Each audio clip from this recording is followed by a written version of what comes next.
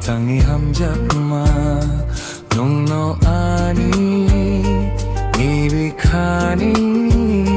fuilate pai tangi chajangma ani botong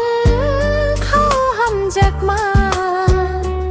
ani botong nini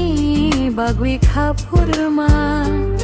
ani botong nini chajangma ani botong nini bagwi wansuma nung no ani langang mani fuilate pai tangi hamjakma nung no ani bikani fuilate pai tangi chajangma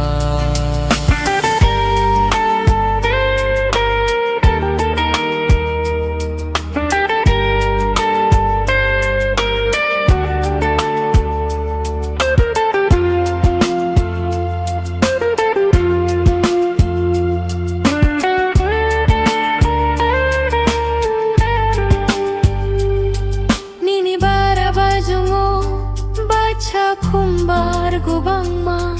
ano ba kulini wadi wan sukno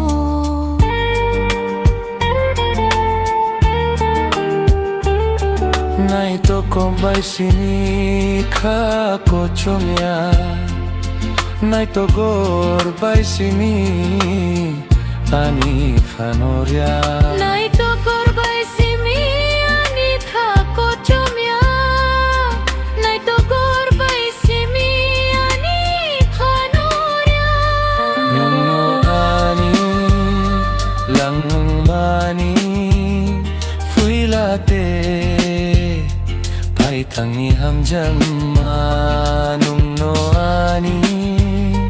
bikani fuilate